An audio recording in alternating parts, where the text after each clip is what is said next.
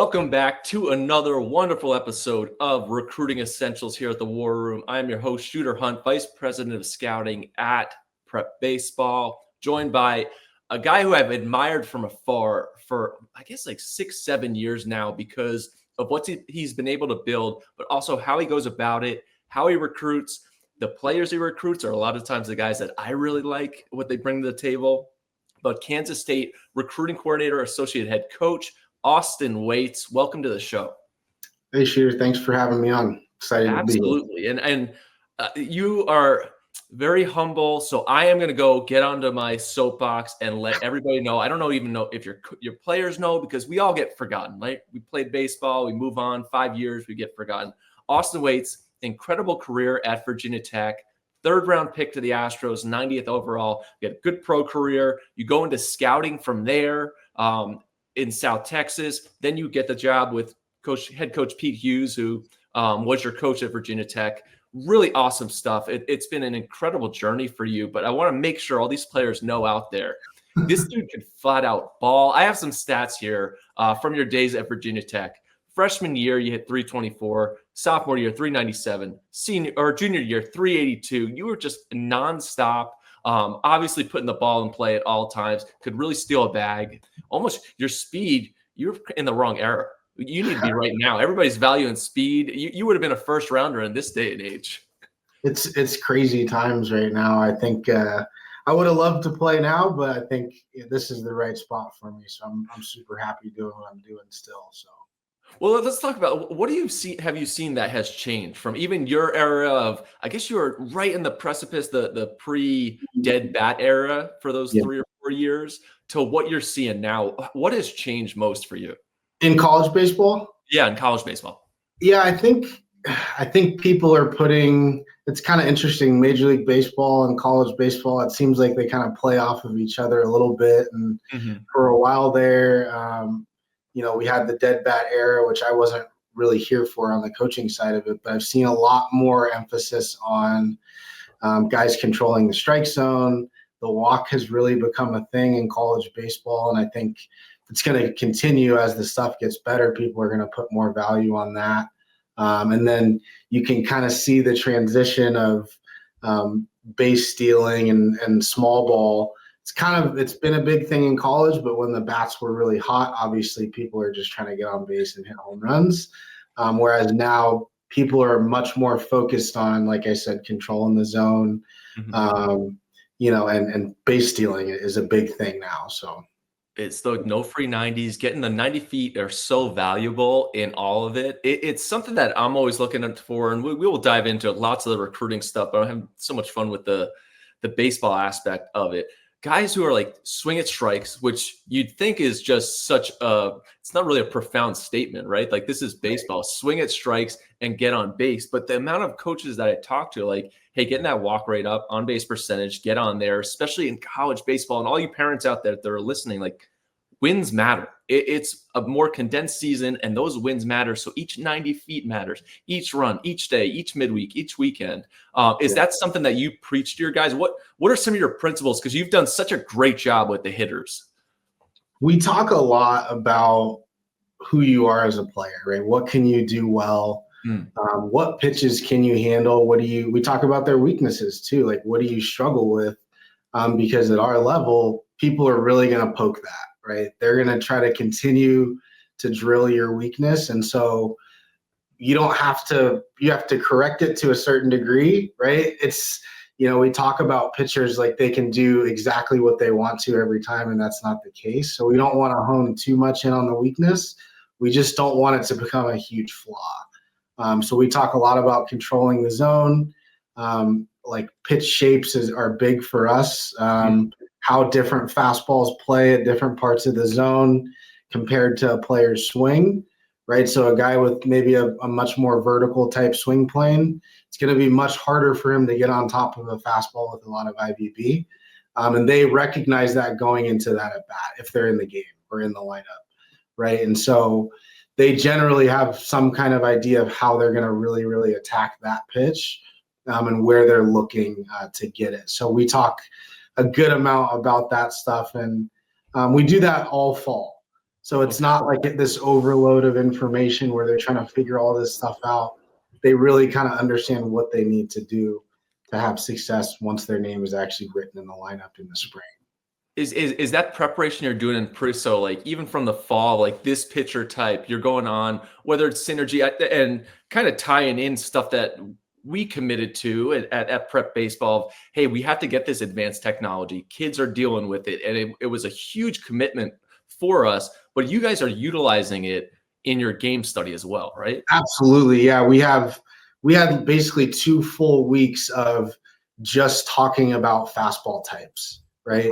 High VAA, run, sink, IVB, guys that cut their fastball. And we have an iPitch, which is a really cool pitching machine where you can program different styles of pitch based on movement and spin rate and velocity. And so each day we went through each of those types of fastballs and we worked and we saw, okay, these are the players that really struggled against this type of fastball. This is what they need to really work on with their swing.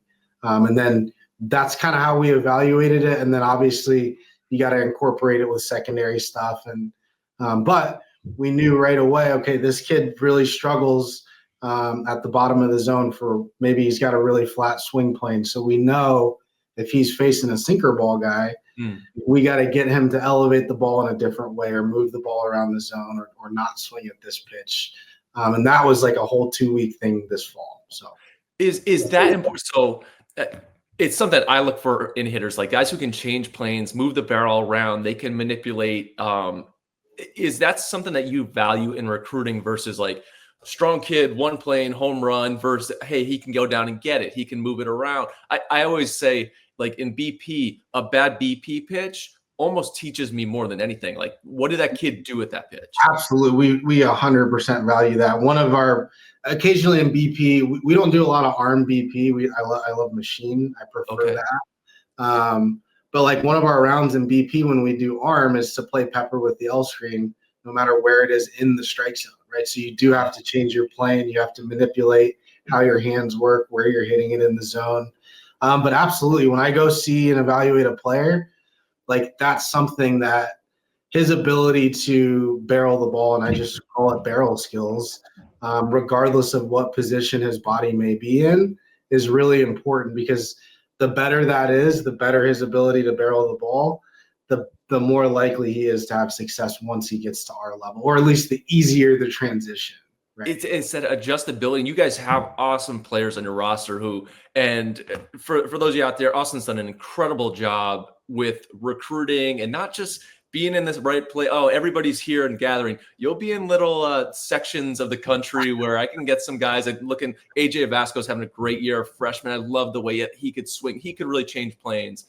Added that power. You talk about the machine. It's something that we've talked internally at Prep Baseball with our events, like the hack attack, going to the machine. And I guess I'm more old school. Hey, this guy's throwing, but like the kids have adjusted to it. And most guys are going against the machine. Now it throws more strikes. You can get some less predictability of it. I think it actually helps that Jackson Holiday takes a lot of machine sponge balls, and I see a ton of that on Instagram. So I think it helps to see that he's doing it. But what is that like? And is that something that you're okay with at an event? Like we're doing it at a lot of our identification events, and I'm not sure if we'll do it at the future games yet, but like guys are used to machines. I love it. I think for events like the things that you guys put on, the only reason I might worry about it is because there may be a bunch of kids that have never seen a machine like that before, that they're having to get their timing, and then maybe they don't get a fair evaluation of what they can do just because they're not used to seeing the ball go in the machine and come out like that. But for our guys, I tell them, I make sure they understand at the beginning of the fall, this is what we do. Right. So there is no excuse by the time we get halfway through the fall that you don't like machines, because it's the best way for us to replicate what we see on the mound. You know, you're never going to see a 45-mile-an-hour fastball. It just doesn't happen. Yeah. Right? So the more often they can see it, the better for those guys. Yeah, that's what ended my hitting career, the breaking ball machine, and I didn't make contact. Is that I can throw those, I can't hit them. So I'm going to go with the other. It ended Tyson Neighbors and Jordan Wicks's hitting careers too. Well, they're going to be okay though. Yeah. Let's shift over a little bit to more of the recruiting. And you've done such a great job. You come over from a major league background, right? You go into South Texas, you have the connections there. What did your time as a scout professionally help you with when you transitioned over to the college side? Yeah, I think more than anything, I mean, as a player, we always know what a good player looks like, right? You see, okay, that guy moves different. That sounds different off his bat. That breaking ball looks better than most that I've seen. But as a scout, you not only have to be able to see that, but you got to be able to put it into words. And I think that is what really helped me transition, because once I figured that out and learned how to write reports and what it looked like when you actually put it on paper, you put all that stuff together, and then you can actually talk about it and figure out where to go from there, or really where does he need to get better. And so from an evaluation standpoint, that really, I think, helped smooth the transition.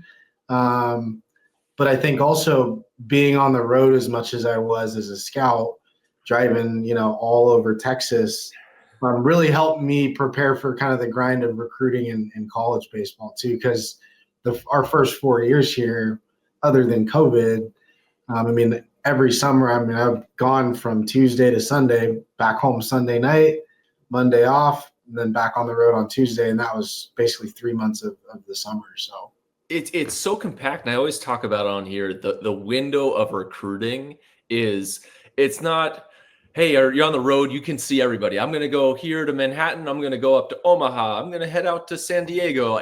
You can't be everywhere. And the time is so finite, and you're just one person. Now your whole staff can go out there, but they only have a finite amount of time. How important is it for you to gather names, have trusted resources, and be able to hit the ground running and know, I'm going to this game because I like this kid. I like what I saw in the off season. Yeah, I'm fortunate enough to work on a staff where I don't have to put a lot of that stuff together. Our recruiting coordinator, Ryan Conley, who's also our director of operations, he sits up during our practice anytime. He's on the phone basically 24/7, talking to junior college coaches, talking to high school travel ball coaches, figuring out who are the players that we really need to start paying attention to.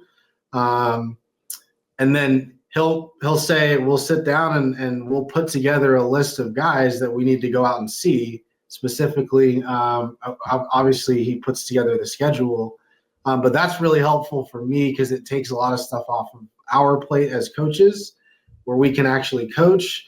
And then I just know that I got to go evaluate this guy. But he puts all that stuff together. So he's honestly one of the heartbeats of our program. It's huge. He's a huge asset for what we do. And it feels like a lot of the bigger programs and most programs now are adding like that role where, hey, this guy's collecting names. He's going on the prep baseball. Oh, Illinois just had their preseason all-state. This guy had triple-digit exit velocities. This guy ran a 6.6. Look at this bullpen. Oh, is that something that he's constantly doing that you're doing as well? 100%. We've got a group chat, especially on Twitter, of all the things that you guys put out, especially in neighboring states. In our region. It's huge. We got to make sure we know who's out there.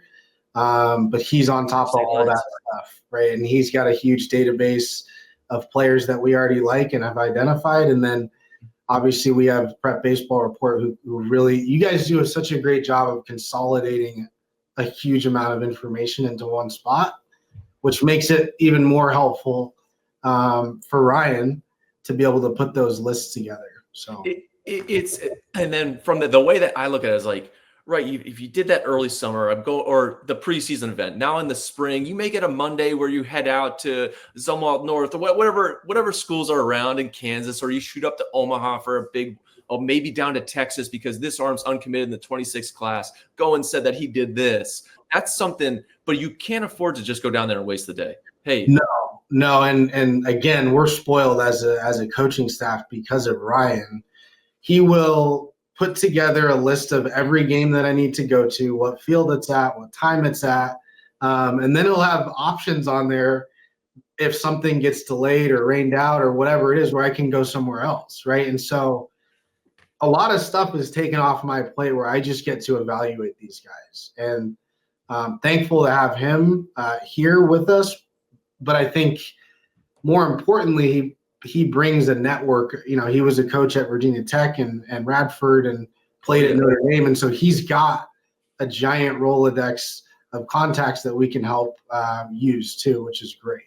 I'm going to start having to do a Zoom session with all the coaches like this before the summer, because whether it's going to NPI or national championships or going to Creekside, home plate, that's how I go into a tournament, right? Like, this is going on. Who's the starter here? If this happens, I'm going to go over this field. Right now, this is the priority. Yep. Even the future games, those games are strategically placed at certain times so that I can make sure to see them.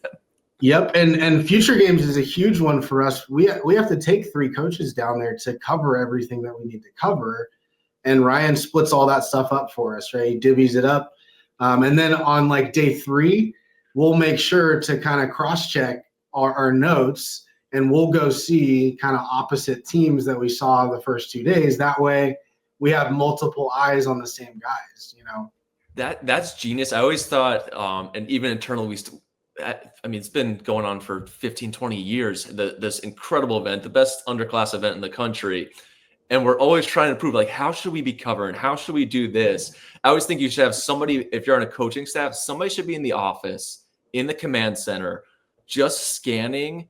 Hey, Austin, did you see this today? No, I missed it. Okay, you should go back. It looks like a good swing. Like, that would be my advice for everybody. Yeah. Yeah. And we'll compile notes real quick. We'll send them to Ryan. And then Ryan will re-put the schedule together and then divvy it out again. And this is what we need to go double back on this kid.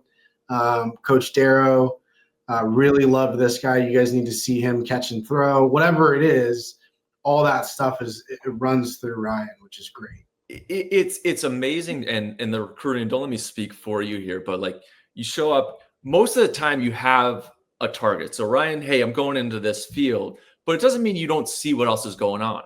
And I always feel like the more looks you can get, the more comfortability that the coaching staff will have, even if you're not the original target, so on guy, you know? Right.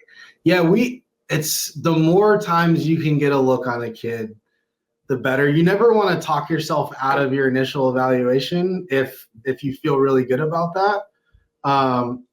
But the more data and the more times we get to see a kid, the better our evaluation should get ultimately. And I think everybody's going to miss on players. That's part of the business. Because you have to project on these high school guys, and hopefully they get better. But the more looks you can get, ideally, you're going to get a much better evaluation out of it. Well, talk about the player getting better, and even the relationship you build with the recruiting. How does that process go? What are some of the things that you're looking for with a relationship to know that, hey, this kid might get better? Yeah, I think, if we're at an event like the Future Games, we know that every player that shows up is going to have some ability, or otherwise they wouldn't be there. And so we're trying to figure out, okay, do those abilities and tools and skill sets that they have, do they actually translate to the game, right? And, we talk a lot in our office about the high school showcase player, right? Those can be really, really tough to evaluate because they do so many things at a high level, right? Maybe he runs a 6'4", he's 95 across the infield and has plus bat speed. It's like, okay, that's great. That's a really good piece of clay that you can mold, hopefully. But if he's got no idea how to apply that in game, then you're much further off than you think, right? To play and get in the lineup at this level. What's the body type look like, I think, is a big one. Is there projectability in there, or is he tapped out? And it's okay. You don't have to be this big, giant physical kid to be a productive baseball player. I think Nick Madrigal is a good example of that. That guy's tiny, and he was unbelievable. But we want to see, okay, is there room on the body to put on muscle mass? If there is, there's much more projectability, especially on the mound. If he's athletic and he can still add muscle, like there's a good chance he's going to make a pretty big velo jump. How does he move around the infield? I think we can all see those players, like I said earlier, those guys that move different, right? Like our freshman center fielder, I was watching him in batting practice yesterday, and there was a ball in the gap, and he just floated to it. So it just looked different when he was moving laterally to most players, right? And that stuff's special, and you can't teach it. So it's amazing. You're watching, like, even on your own team, you're watching guys at random points. And to all the players out there, there are times where you can kind of make an impact without even knowing. BP, like, who is that kid out there that just did that? Right? Yeah. Oh, he's taking ground balls. Well, that's finding the right spot. And then even to your point, like, so much for you, and as such a good hitting coach, like the decision-making aspect of it, and is this guy going to be able to hit? Now we have this background data, and you guys do a great job, obviously, with Ryan scanning the blast data, the TrackMan data, the jump mat, the running, all that stuff. But ultimately, you're going to want to get eyes, right? Hey, we're going to combine the tech with the in-person, right? Yes. Yeah. It's like I said, it's a really good starting point, right? We know this kid has elite metrics, or we know this kid does something really special. How's his baseball acumen, right? Does he have any baseball IQ? Does he understand the game?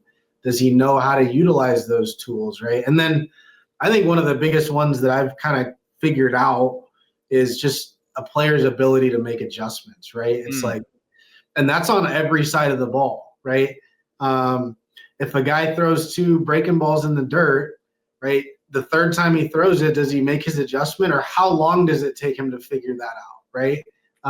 From a hitter's perspective, you pop 3 balls up in BP into the turtle.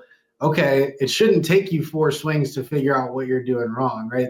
So the adjustment period, the smaller that it is, usually the easier it is for guys to have success at our level, because you got to make adjustments pitch to pitch here. So it's funny you talk about the pop-up. I love, and it's not that I write off guys who don't do this, but like the dude who steps into the cage and bangs from the first pitch. Yeah. It's like, hey, this guy, like, he didn't need to get up and take 50 swings on the reins to just find out, hey, this is where my path is. He rolled out of bed ready to do this thing. Hitters hit. I'm very I think that's so true. Because hitters that hit, it's because guys they know what they have to do, right? Maybe they miss hit one, but that next swing is going to be on plane right away. And just because they have a feel, and I don't know how to really evaluate that other than to say that hitters hit. So there's some moxie to it. I'm just like you. Like, those are the little things. And to any of the guys in the future games, there's so many coaches. You swing and miss, like, hey, how do you respond? There are good things that can come out of bad days. I think that's the way to put it. Yeah, absolutely. It's also interesting. I'm just trying to bridge the gap for parents, because so much can go into this summer, right? Hey, should I go to this event? Should I not? Like, getting on the map of Ryan's, who will tell Austin, this is the guy you need to see, allows you to add 4 at-bats, 8 at-bats to what your look is. And hey, the Jackson Holidays of the world, they don't need all these looks, right? This guy can rake. Right. But hey, this guy's probably a right second baseman. Is he our guy? You kind of want a longer track record with that. And one of the thing I keep stressing on all these throughout the winter events, just getting on those radars so that you have more lottery tickets, right? You step in, you want Coach Austin Wates to come in and get more at bats for you on a weekend. Not, oh, this guy had a great weekend. Well, I'll see him next week. I didn't see his 8 hits. Right. I think for us, one of the first things that I do as soon as I see a good player, whether it be I'm out and maybe watching another guy and I'm finding the player's name, I'm looking him up, I'm finding his Twitter handle, and then I'm going to his PBR profile and figuring out, okay, where has he played? What has he kind of done in the past? And so having some kind of track record is really big, because you usually don't just find these guys that fall out of trees. They usually are somewhere, but usually they're playing for somebody, and hopefully they've done a couple of your events. Yeah, that track record is so important. Even now, I'm getting hit up for some uncommitted seniors, even some late juniors, like, oh, this arm, like, the question is always like, why is he uncommitted? Right? Like, what's wrong with him first versus like, so I do think I'm with you that track record is so important, and you can start to build that. What about just like more so innate to you guys, the family aspect of when you bring in recruits, parents, if you have any advice for like questions that you like to receive. You have all these recruiting visits on the phone. How do you want to talk to a recruit? What is that stuff like? Yeah, I think something, I love that when players or parents and players, when they're playing an active role in the players' visit, I think that's huge. But players need to take, need to really consider a lot of different things that I don't think they do, right? And one of the things I'm talking about is development, right? I think you should ask, what does development look like in your program? Because I truly believe it's different everywhere, right? In some of these programs, development means bringing in 60 players in the fall, cutting it down to whatever the roster size is, and then those are their guys, right? That's development to some schools. And development's not always pretty, right? Sometimes, like, we have 2 players this year that are redshirting that are going to be really good for us next year, and it's not fun to redshirt, right? But getting those reps, right? They're going to have basically 2 full years of at bats, including summer ball, going into their first season, which is great, right? And so, so what does development look like in your program for an incoming freshman, for example, would be a really good question to ask. I think, what do I need to do to get on the field, right? As a young player, right? And that can be position specific, right? I'm not going to tell our incoming first baseman freshman that he needs to be a plus defender at shortstop to get on the field. I'm going to tell him he needs to hit the ball over the fence, right? And so once they kind of understand, okay, here's my goal, here's what I need to be doing, they can get really, really into their workouts, and they kind of have more of a sense of purpose. But if they never ask that question, they can be kind of left in limbo a little bit, if that makes sense, right? They don't necessarily know how to get in the line, right?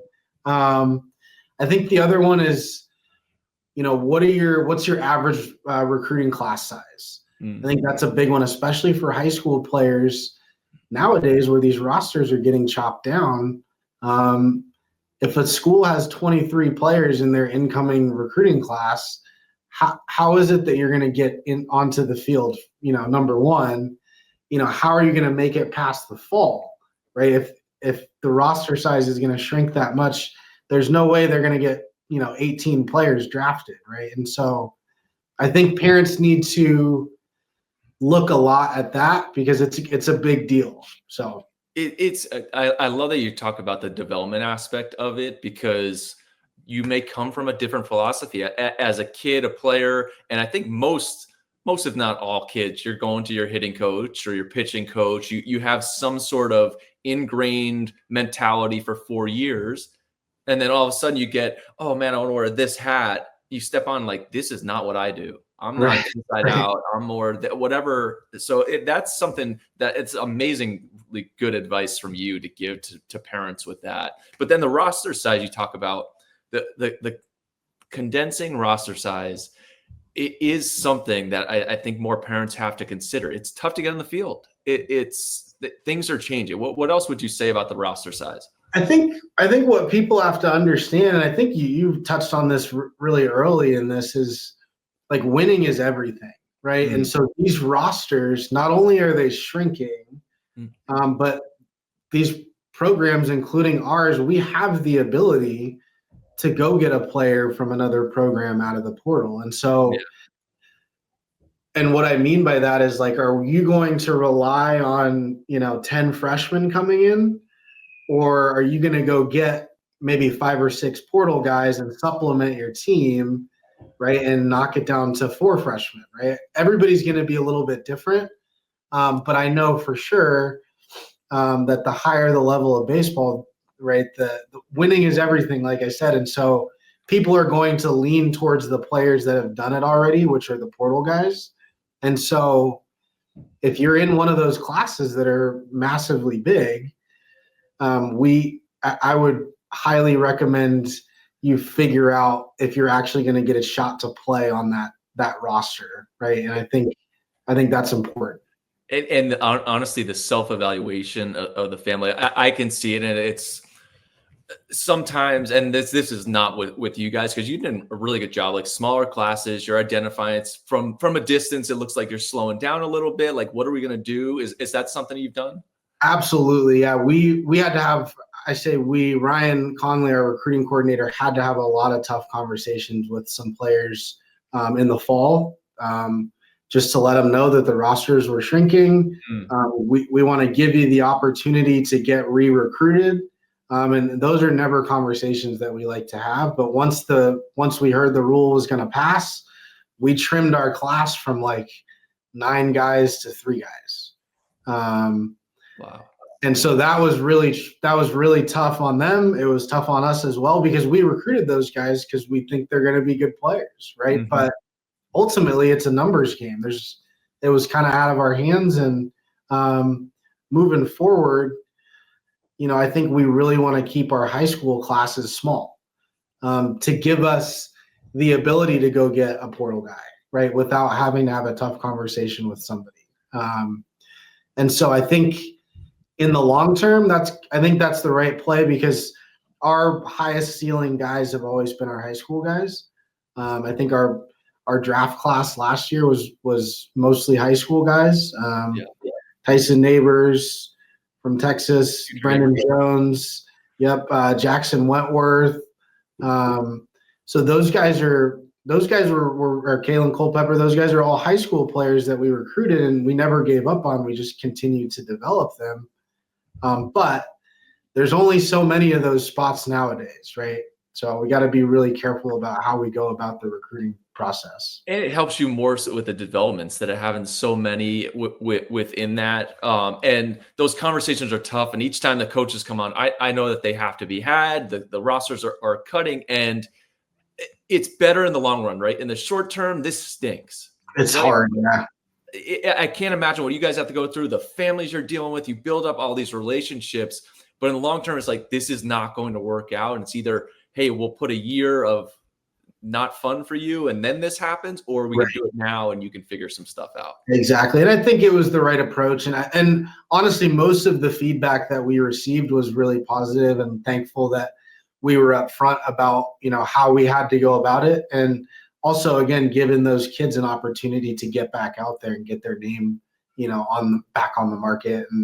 And they've all since committed to other programs or junior colleges, which I think is great for them. So for sure. And honestly, you guys did a good job. And to me, it sounds like if Coach Austin Wates is giving a 2027 a call on August 1st, it means a great deal, because you guys have the smaller classes.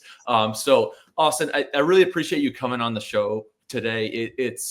I'm such a pitching guy that I love having a hitter on here to talk about, is that what you're doing? Because I swear, as much as they keep saying pitching is so far ahead of all this stuff, I don't think that's true. I think the hitters have all this darn data and they know what they're doing. I think you're right. I think it teeters. It goes back and forth. I mean, it's, the technology keeps catching up to the pitching adjustments that are being made. I know it was cutters a while ago. Then it was riding fastballs, and, now the kick change is big. And so all this stuff is coming, but hitters continue to adjust. And I think that's a really cool, kind of fascinating part of the game. So I might have to just ban data just for hitters. No eliminating pitches. You can't know what my IVB is. No, nothing.